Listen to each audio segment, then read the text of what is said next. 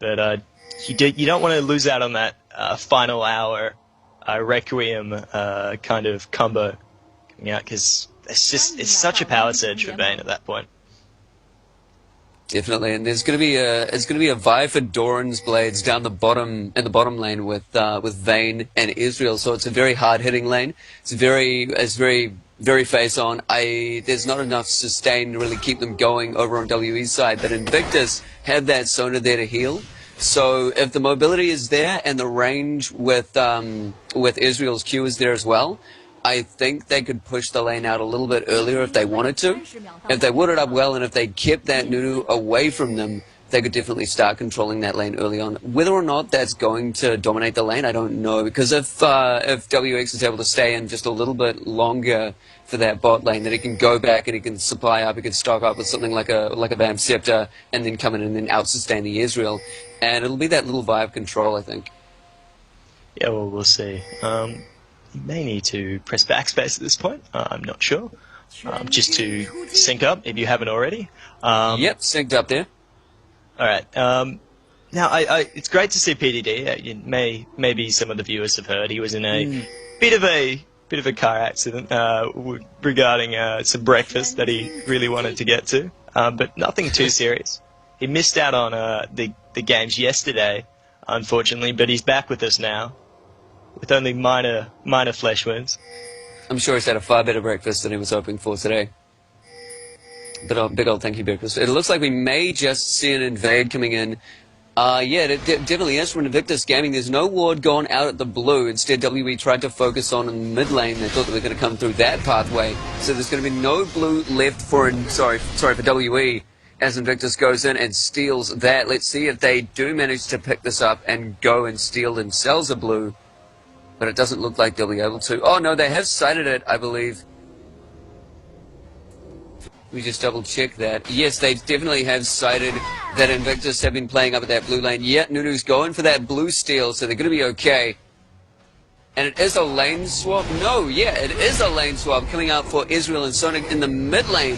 How is that going to go up against Rise? He really has that wombo combo, but while he's doling out his spells, he's very, very immobile, and that's very good for Sona and Israel. They're able to auto-target him, especially Israel getting off his spells, going to be very, very effective. In the top lane, Orianna versus Kennen, they are going to swap out for that, so it's going to be a little bit better of a matchup. How do you think that swap helps them, Advocate?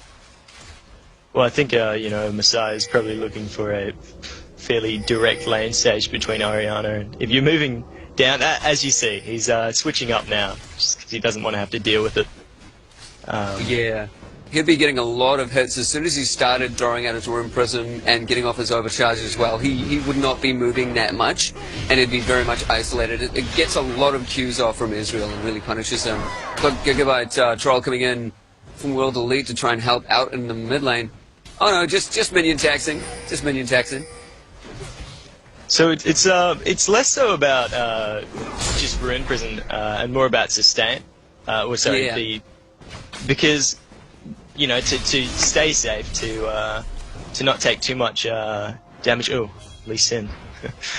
You have to really use a lot of those spells, and you're probably going to lose out on a bit of that sustain if you're not careful, and have to go back or overcommit early with a low amount of health and mana. So that's the real risk he ran, and he's been able to. Ooh, we just see First Blood going down there. It is PDD picking up the death. Sorry, with Thresh getting the kill, and another one in mid with WE managing to take down their very own Orianna from Satai. So it is WE taking away the first couple of kills. The way that Invictus have been moving around the map is very interesting, because they're the ones that have been swapping up a lot, and then they forced that swap from WE with Rise in the mid lane. But we've had a very cheeky Sona go up and support Orianna for a bit. They've now swapped with Israel over there as well. They didn't want him to miss that initial CS when swapping lanes, so they're very much sort of matching what WE are doing. They really want to shut down those lanes early game, and this is how they're going to do it, controlling the map presence of their champions. Yeah, and Soda's going to run into that close there, just barely getting caught off by a troll in Xiao Mei. There's going to be another kill going down for World Elite.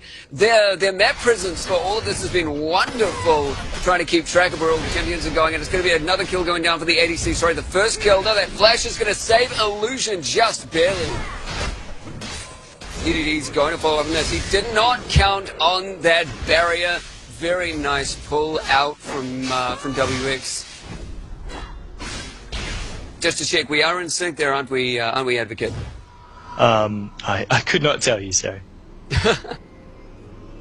But yeah, definitely IG's their kind of lane switching hasn't really held too strong for them. Troll did a excellent job of kind of waiting for that next switch from Oriana, and then picking her off when she was roaming over to mid lane again. So it's I think credit to Troll there, and definitely IG probably being a bit too reactive to some of these things. You know, switching lanes consistently can get you behind in levels quite easily. So, and very, very quickly. Zitai is actually trying to take raids because he just doesn't feel safe out there with his lane pushed as far as it is.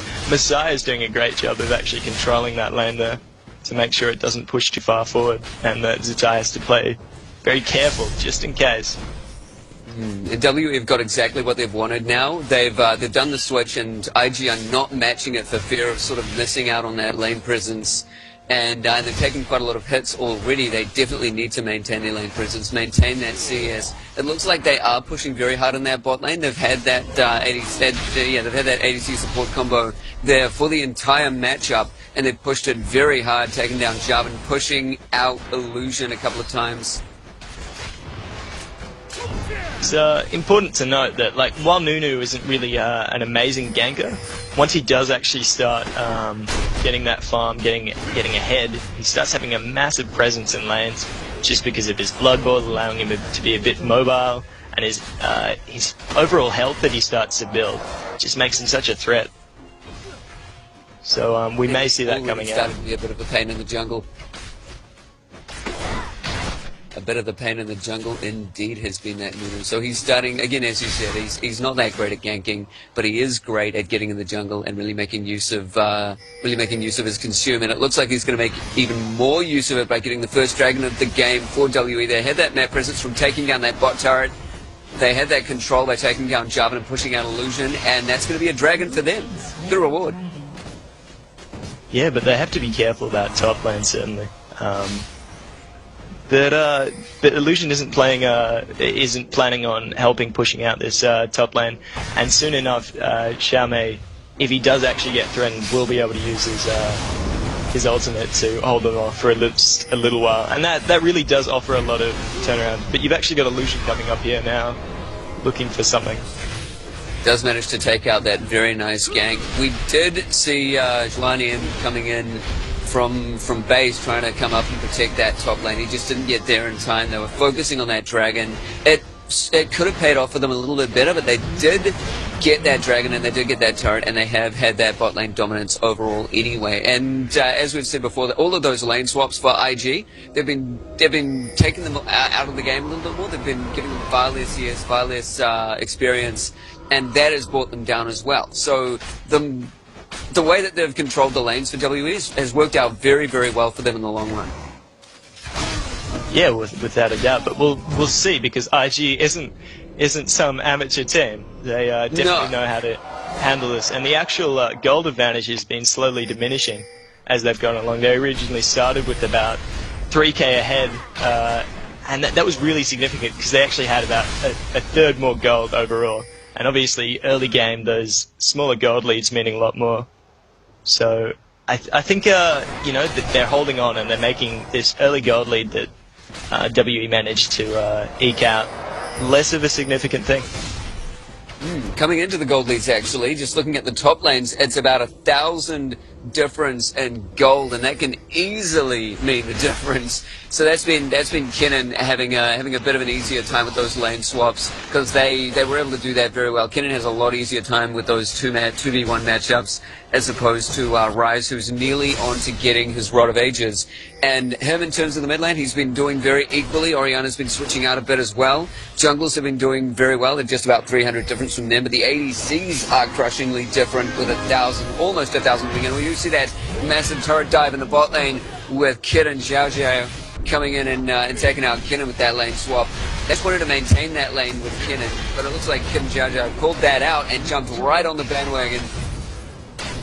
Another flag from Illusion to try and get out the situation. He does manage to kick away Troll and dash to Zitai, but it's not going to be enough to save him. A bit of a save from Zitai himself, getting out that ultimate to keep them away, and a flash over the wall's not going to help him as it's mashed by WX and an auto. They're going on a slaughterfest. This is WE really taking away game number 1 here. 7-2. Oh, it's not over yet. It's definitely not over yet, as we've seen before. This team comp coming out from IG definitely has a lot of turnaround potential, and it's just one good team fight or one throw at Baron away from IG eking its way back into the game. Yeah, as we said so before, you know, Thresh, he's got that little bit of initiate, but it can be taken from PDD on Jarvan very, very easily. You know, he can isolate the team once Thresh is gone, and so Thresh probably won't be thinking to initiate, but if he does, Jarvan can make a big play out of that. Well, we'll see. He'll certainly be... Vayne will be doing her own thing, I think, and it's hard for PDD to try to work out who he wants to actually focus on, purely because, you know, there's so many big threats in this. You know, Messiah on Rise, you've got Xiaomei on Kennen, and then you've even got Wei Xiao on Vayne. So like you can't trap them all if they're playing smart. So yeah, and if you want to go straight for that Vayne, she's going to be at the back of the team fight, and as soon as he jumps on her, the rest of WE is going to be right on him. And from both teams, very good save from Invictus.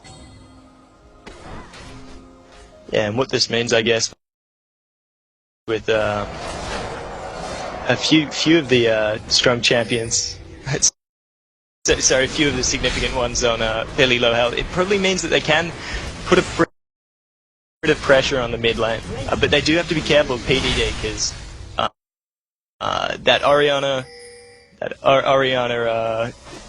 shield, Jarvan hold engage is still a big threat. Yeah, they've got great sieging potential. It was interesting to see them stay away from that turret. I think they were a bit too afraid of Juan M sitting on the Thresh. Oriana not using the range to her advantage. Yeah, well, Oriana doesn't actually have an amazing range in terms of her. It's fairly deceptive. She has to be very careful with her ball positioning. She has to actually get quite close into the fight. That's why she relies on these hard engaged champions to be the kind of pallbearer for the death ball that she delivers. Getting that command defense off on Jarvan on the Cataclysm works very well. But we've just got PDD trying to catch up in levels and farm, so he's been a bit hard done by that the kind of lane switches and the bot lane that just didn't work out for him, which is not overly a surprise. Thresh is great in a 2v1 lane. You know, even if you miss that death sentence, he's still got his flay to drag you back in, and if you time that well enough, you can cancel the combo, the flag spear combo. So it can be pretty brutal against the Jarvan. Oh, he's managing to get off a grab there, locking down Xiao Xiao, and there's that Rise finishing off the kill. Sorry, Kennen grabbing off that kill, but Rise going in there to secure it with a flash and a Rune Prism. Looks like they're going to be stealing another buff coming into the jungle. Oh, Kennen has jumped straight in, a kick away from Illusion. It's going to save him from that fight. They are going to get right back in it, though, with the ultimate going down on PDD. He has gone and isolated Kennen and Oriana there. Fizz making some great pulls coming out, though. Some credit to him. As he was last game as well on Blitzcrank. If anyone missed that, he was just doing an excellent job taking people out. But Troll going pretty ham. There's no doubt. Yeah, we've had Kid and Wei Xiao staying very much out of the team fights. They've had great range in the team fights. Great ADC control. You can see that chase going out from Troll onto Kid was not going in his favor. Yeah, well, the sort of Nunu Vayne combo, you know, obviously previously you saw Nunu in a support role with Caitlyn and so on, Yeah. but that Blood Boil is just working wonders on Vayne at the moment. So even now. And they had that early game gold advantage. She's picked herself up a Blade of the Ruined King. That's going to be very shredding through that Jarvan. And he's always going to be that center stone of the team fight. And that's really taken him out. Yeah, well, he's certainly going to be in the front line, but they will be looking for those, you know, what with their AoE team comp, you know, you've got Ryze, you've got Kennen there. Well, IG's really, really wanting these towers, though, which is definitely the kind of modus operandi they've shown before. You know, it's objective-based play that has really won them the games to actually get here to the grand finals. Having that side stone on Lisa is going to help them out quite a lot as well. They have been a little bit more roaming from WE into the jungle of IG. They did do that because they had that early map awareness from taking down the turrets earlier than IG did. But it looks like they have gone double side stone to keep very, very good eyes on the map. Yeah, well, but that's kind of countered by Troll once again, picking up an early Oracles. I said before in the 3.9 patch, even if you do die, your Oracles doesn't disappear. So it's just an ideal pickup against, particularly when you have the advantage. That's the original reason why the Oracles was nerfed, because it took an advantage and it just snowballed it so far ahead. Vision control in these games is just so essential, particularly against these kind of roaming teams.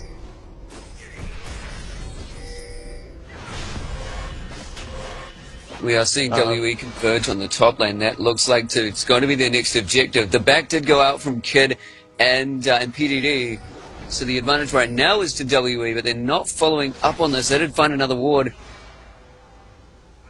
Yeah, they've taken all the vision away from this jungle. That Oracles is working so well for Troll.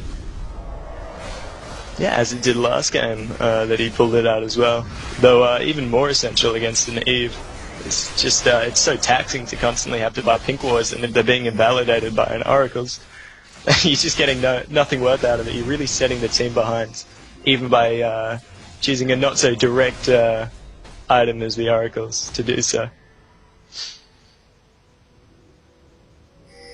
Don't forget, feel free to interrupt me, because I'm... No team fights going down here. Yeah. They're just trying to ward up again to make sure they've got sight on their base, but we know Nunu's going to run right back in, pick up the feed. This Oracles is only halfway down as well. Yeah, IG really searching for an answer to this WE pressure. They're pushing lanes, and you know, a lot of these champions that you just don't want to be doing well, don't want to be getting to a late game stage or even through mid-game without punishing, have been unpunished. So, you know, you've got Kennen, who's absolutely fine at this point. He's died 3 times, but he's the only other death on the team is from Messiah. So, and he's getting those kind of items up that allow him to shred through. So the Horning guys and the Zhonya's, so he can just place himself in the front line and not have to worry. That's going to be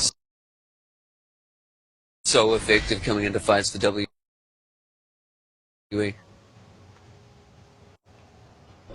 Seeing as the rest of them have been doing so well in terms of damage, once he's out of that team fight, once he's very, very so much more fed.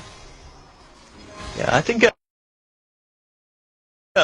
know, it's we should talk about Ryze, because Ryze is actually getting, well, it's been suggested some nerfs to him in the upcoming patch. He's known as a champion, but he hasn't seen as much presence as he has in this in the Chinese scene. He's always seen their Syndras. They really love their Lissandras. Yeah, and so it's great to see Ryze coming out, and the reason why he is so strong is because there's these constant team fights that come out between these these Asian teams, they do have these. It's less about lane stage, more about moving to that team fight, that roaming stage. And Rise has so many. He's kind of a passive. Well, he's not a passive, but he grants a lot of tankiness. He grants a lot of AoE damage, and a lot of auras even to the team with sometimes the Frozen Heart pickup, sometimes the Abyssal. So he's such a strong pick, and he's either gets banned out or picked in most of these games. He just scales so brilliantly, like, either way. But just looking at what's going on right now, Invictus Gaming seem to be playing defensive, trying to find some kind of weakness to exploit to move in. But WE have taken to the idea of trying to pretend to get Baron, definitely trying to anti-ward them with the Oracles on New there. I'm wondering what their next objective really is. Are they trying to psych IG out by trying to get that Baron bait going? Do they have any other kind of objective? Well, they don't really have anywhere that they can push. They've actually taken, if you look, quite a few towers. They've taken it, all the frontline towers. There, I think. Dragon Time are coming back up. So they can't really push down without, because of this vision denial, they can't push down anywhere near safely. So they don't really have much of an answer except farm jungle. And even then they have to be very careful because the vision coming out from Team WE is very, very strong. Their potential to scale for that is really, really good as well, because they've got the denying from vision on Baron, and they've got the gold coming out from Dragon whenever it comes back up. So they may just outscale IG for being able to take out that Baron, and they could easily push in that way. Yeah, but I think WE is loath to actually go attempt Baron purely because they actually were allowed back into the game essentially against OMG just last game almost by the Baron attempt, which just did quite enough damage just to make sure that WE was able to finish off enough of the key targets and kind of just get back in. And then, Invictus have noticed the absence of WE. They're moving up into the mid lane. Not last game, sorry. The game before last. Oh no, Thresh may be walking into a very unfriendly bush indeed. The side has gone down. They're not going to follow up on that. They're just going to push this mid lane as much as they can. Get the map presence, get the gold. Here's the follow-up from IG. Yeah, well, they're going to get collapsed on in a second. They're running parallel to each other. Oh, they've got to protect that turret. The Dragon Strike Demacian standard is available on Jarvan, but he's not taking the opportunity just yet. Again, they have great siege potential, and if anyone from WE gets out of place, it's going to be a good jump from Jarvan, and then he can just retreat back to that turret. Yep, they've pushed them out very effectively. Tuasia taking a lot of damage there from the tower, which is definitely a misplay. I can't see how that would have been to his advantage, so they actually have to step back here. It catches a lot of people out, that kind of getting just out of the tower aggro. So just farming back up, they're getting a bit of lifesteal. Health back on the vein, and they'll probably be at it again. Now, Lee Sin has been taking quite a lot of those items very familiar to supports. We are seeing a double Aegis come out with PDD as well, picking that up as Illusion. That's an interesting little play there, and I wonder how Sona's going to build in retaliation to this. Is she going to pick up a little bit more damage? Is she going to try and tank up herself? She may attempt to pick up a locket, but she may supposed to be looking for some of the more items to allow her AD carry to get out of it. So say the Mikhail's Crucible to just give him a bit of a secondary cleanse. Well, a cleanse against a lot of the CC that does come out. So the Thresh, the Rise, the Cannon, loads of these champions you need to get away from suddenly, and he's not running cleanse, so he doesn't have that sort of escape. He can stay. He can E backwards. He can flux backwards, but that's only a one-time thing. So yeah, and as long as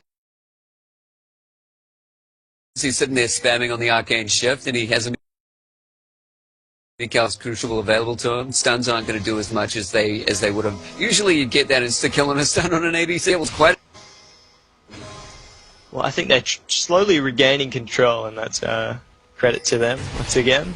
That they're just sieging back a bit of the vision that they were really getting denied so early. Yeah, it's Battle of the Oracles coming out.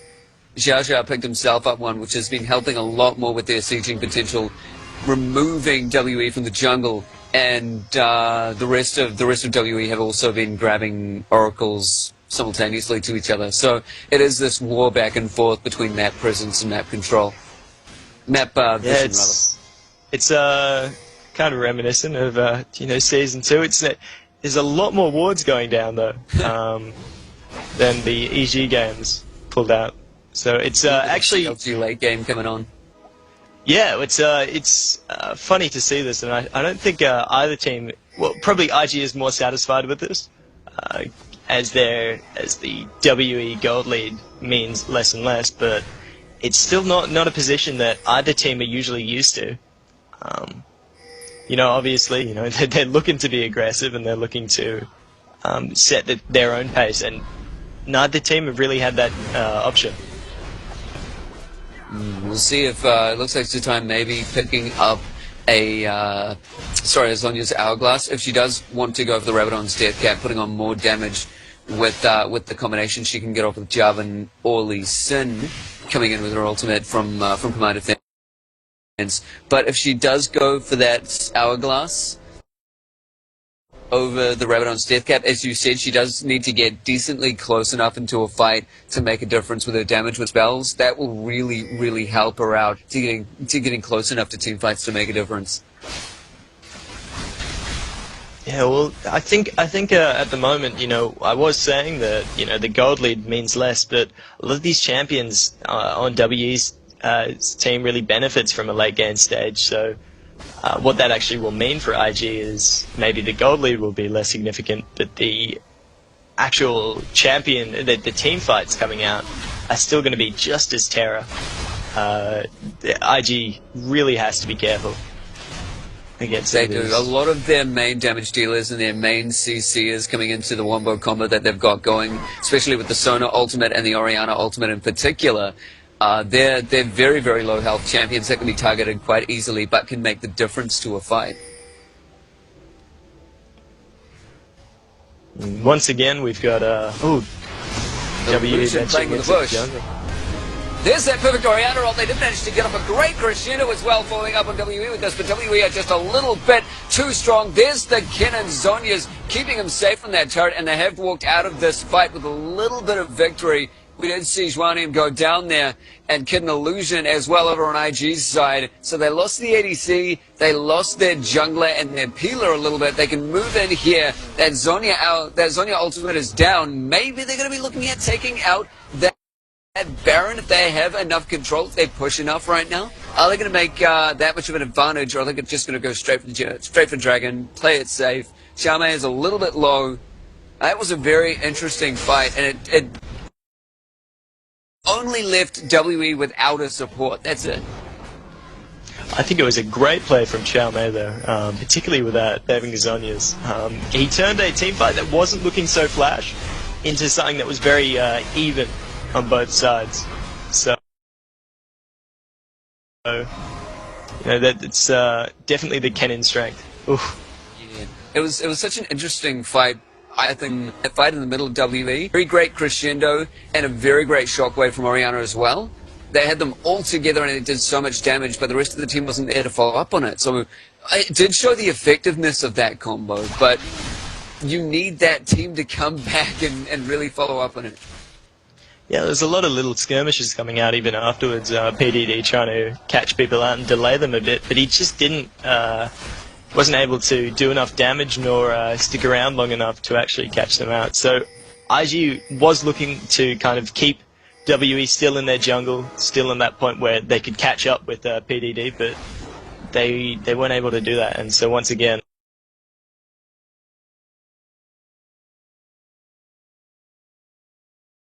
It was double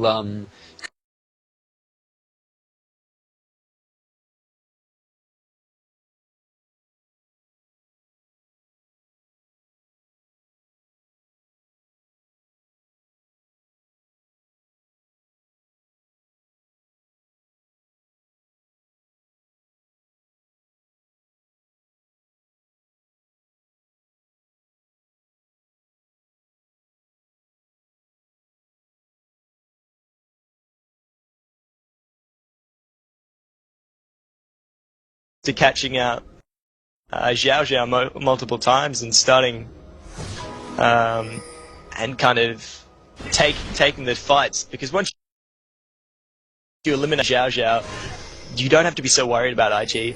They've just missed them every time, just by inches at some points.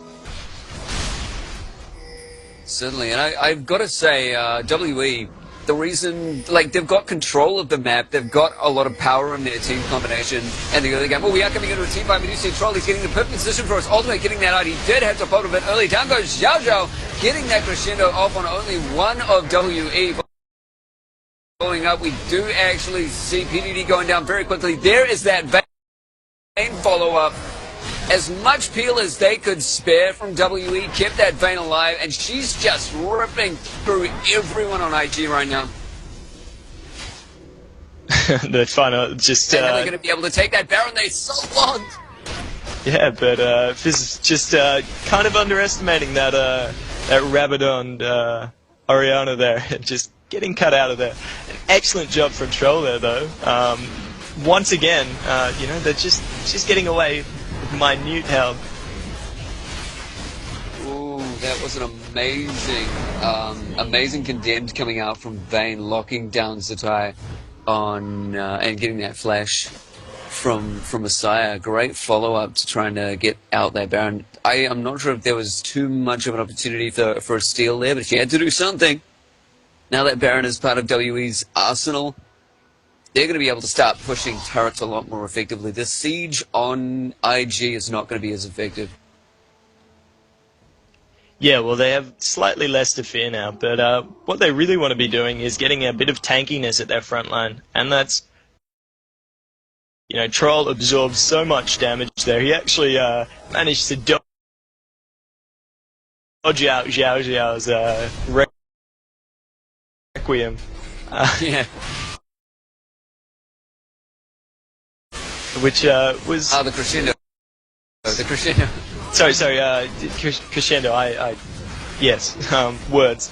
Has proven himself to be a solid player in that regard. He was fine coming in there.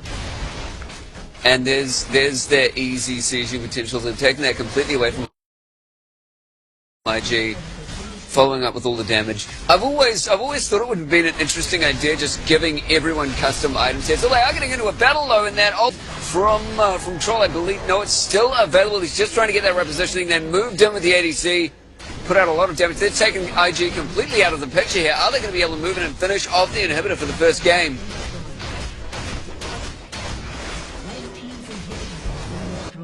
If Jarvan comes in with Illusion, there's the surrender. It's definitely not going to be a follow.